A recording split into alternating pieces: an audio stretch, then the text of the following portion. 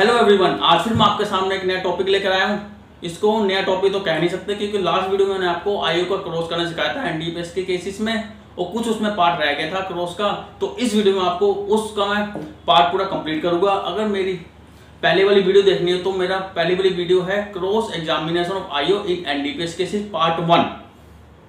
इस वीडियो देखने से पहले आप पहले वो वीडियो देखें पार्ट 1, फिर आपको समझ आएगा आगे उसका कंटिन्यू क्रॉस। तो स्टार्ट करते हैं कंटिन्यू क्रॉस। तो क्रॉस एग्जामिनेशन आईओ इन एनडीपीएस केसेस पार्ट 2। तो सबसे पहले हम आईओ से यही क्वेश्चन पूछेंगे, जिस गाड़ी से आप क्राइम स्पॉट तक गए थे उस गाड़ी का नंबर क्या है। और वो नंबर ना कंफ्यूज रहता है बोलने के लिए, क्योंकि कंफ्यूज इसलिए होते हैं कि जो गाड़ी ना ड्राइवर चला रहा होता है वो आईओ होता है, उसी पर बैठ के गाड़ी में आ जाता है क्राइम स्पॉट तक, उसका उसे नंबर नहीं ध्यान पड़ता। 100 में से 90% उसको उस गाड़ी का नंबर नहीं पता होता। लेकिन जो भी वो बोले, लेकिन उसका लिखना जरूर है कि मेरे गाड़ी का ये नंबर नहीं है, ये नंबर था, मेरे को ध्यान नहीं है, ये पब्लिक की गाड़ी थी, प्राइवेट गाड़ी थी, उसका नंबर ध्यान नहीं होता। जो भी वो स्टेटमेंट देगा उसके लिखवाना जरूर। फिर उससे ये क्वेश्चन पूछे कि जब आपको इंफॉर्मेशन मिली थी, यानी कि जब आपको इंफॉर्मेशन मिलने के कितनी देर बाद आप उस क्राइम स्पॉट तक पहुंच गए थे, यानी कितने बजे तक पहुंचे थे।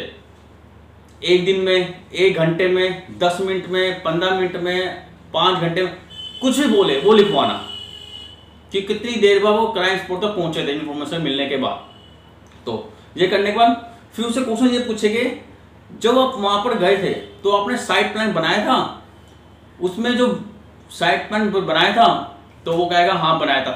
फिर किसने बनाया था, आपने बनाया था कि किसी और से बनवाया था आपने, ये क्वेश्चन पूछेंगे उसे। ये क्वेश्चन पूछने के बाद उससे ये पूछेंगे, जब आपने साइट प्लान बनाया था वहां पर तो किसी विटनेस के साइन करवाए थे उसमें, वो कहेगा हाँ मैंने कराए थे। तो पूछो कितने विटनेस के साइन करवाए थे, 1 के, 2 के, 3 के, कितने विटनेस के साइन करवाए गए। तो उसको ध्यान नहीं रहता, वो फाइल चेक करने लग जाता है। तो उसको डाउट क्रिएट होता है कि मैंने पता नहीं विटनेस के साइन कराया है, नहीं कराए तो कितने साइन कराए हैं, ये सब क्वेश्चन पूछेंगे।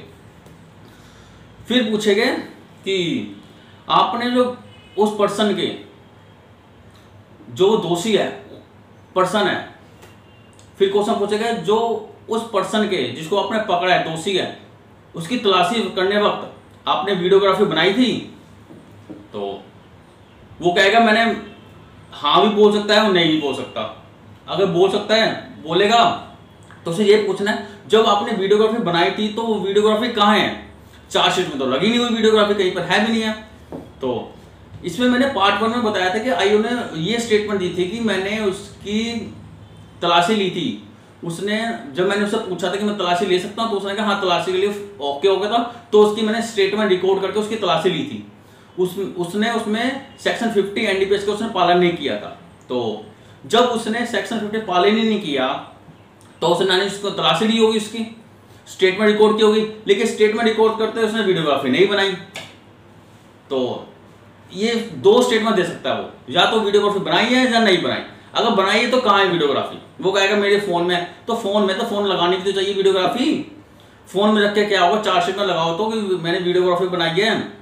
तो वो ये स्टेटमेंट देगा कि मैंने नहीं लगाई, क्योंकि उसने स्टेटमेंट रिकॉर्ड करके वो सिंपल स्टेटमेंट रिकॉर्ड कर देते हैं वो। तो फिर उससे क्वेश्चन पूछेंगे, क्या उसने अरेस्ट मेमो कब बनाया। जब वहां पर गया था आईओ तो उसने अरेस्ट मेमो कब बनाया था, मौके पर बनाया था या पुलिस स्टेशन में बनाया था। 2 ऑप्शन है, मौके पर या पुलिस स्टेशन। अगर मौके पर बोलेगा ठीक है मौके पर लिखवा दो, मौके पर। फिर उससे मेन कौन सा पूछे, मेन क्वेश्चन पूछेंगे कि जब आप फिर आपने जब दोषियों पकड़ा था रिकवरी मेमो कब बनाया, वहां पर आपने रिकवरी मेमो कब बनाया था। फिर वो कहेगा, इसमें अगर उसने बोल दिया रिकवरी मेमो मैंने पुलिस स्टेशन बनाया था तो फंस जाएगा। अगर या तो बोलेगा मौके पर बनाया था या बोलेगा मैंने पुलिस स्टेशन बनाया था, क्योंकि हमेशा जो रिकवरी होती है एनडीपीएस केसेस में वो मजिस्ट्रेट के सामने होती है। अगर बोल देगा मैंने मौके पर रिकवरी मेमो बनाया था, फिर उसने सेक्शन 50 एनडीपीएस का पालन नहीं किया, इसका मतलब फिर फंस जाएगा। तो ये जो क्वेश्चन होते हैं, इस क्वेश्चन से हमें अपने जो हमारे क्लाइंट होता है उसको काफी बेनिफिट मिल जाता है उसे।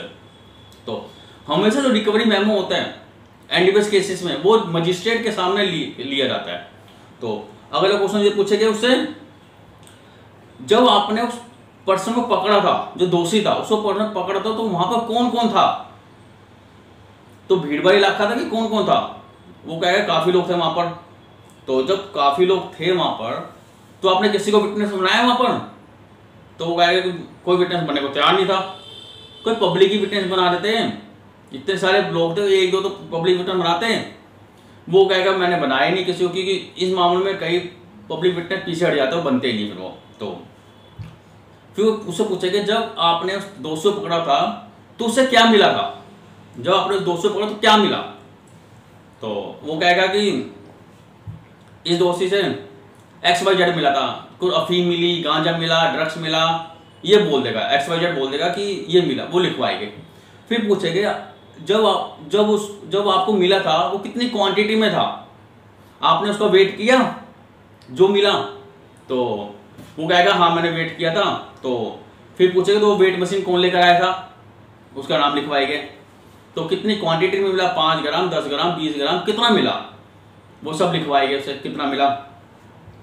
जब आपको केस प्रॉपर्टी मिली थी तो आपने उसका क्या किया? वो कहेगा मैंने उसको फिर सील किया, उस केस प्रॉपर्टी को मैंने सील किया। अच्छा, जो आपने उस केस प्रॉपर्टी को सील किया तो उसका केस सील नंबर लिखवाओ। सील नंबर क्या है उसका? कि हर एक केस प्रॉपर्टी के अपना सील नंबर होता है। तो उसे पूछे सील नंबर बताओ। तो फिर पूछेगा आपने जो केस प्रॉपर्टी कितनी सील की थी? 1 की थी, 2 की थी, 3 की थी, कितनी की थी? जितनी भी की थी सब लिखवाओ, कितनी की थी। फिर पूछेंगे जब आपने उस केस प्रॉपर्टी में से FSR के लिए सैंपल कहां निकाला था? यानी कि जब केस प्रॉपर्टी जब हम सील करते हैं तो उसके लिए सैंपल निकाल लेते हैं FSR रिपोर्ट भेजने के लिए, कि जो ये अफीम गांजा है भी है कि लोकल सिंपल ऐसे ही है। कि उस केस प्रॉपर्टी का जो सैंपल निकाला था FSR के लिए, कहां निकाला था? मौके पर निकाला था, पुलिस स्टेशन निकाला था ना, मजिस्ट्रेट के सामने निकाला था? ये चार्जशीट में लिखा होता है, सब होता है कि कहां पर निकाला था। जब उसकी चीफ में बताया होता है उसने। अगर वो बोल देगा कि मैंने मौके पर निकाला था, तब भी हमारे फेवर में केस आता है। अगर वो बोल देगा पुलिस स्टेशन निकाला था, तब तो 100% हमारे फेवर में तो केस आ ही जाएगा। तब तो हमेशा जो केस प्रॉपर्टी के लिए जो सैंपल होता है FSR के लिए, वो कोर्ट में मजिस्ट्रेट के सामने निकाला जाता है, वो फंस जाएगा। अब उसने बोल दिया मौके पर या पुलिस स्टेशन, तो ये भी आप ध्यान रखना चीज को। फिर बोले कि जब आपने सील जो लगा देते तो आपने कोई वीडियो बनाई थी सील लगाते वक्त?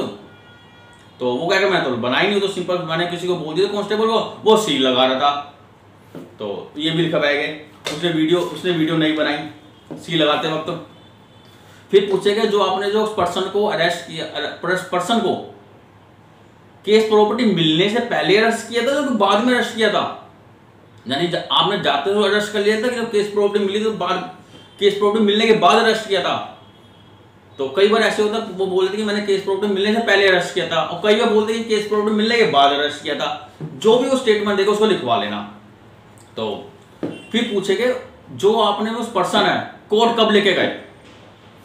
उसी टाइम मौके से कोर्ट लेके गए थे, या उसे पहले पुलिस स्टेशन लेकर आए, पुलिस स्टेशन के बाद उसे कोर्ट लेके गए? जो भी वो कहेगा उसे लिखवाना। और साथ में ये लिखवाना कि जब आप उसको कोर्ट लेके जाते हो आपके साथ कौन कौन था, तो कितने लोग थे साथ, कितने पुलिस वाले साथ थे, उन सबके नाम लिखवाना।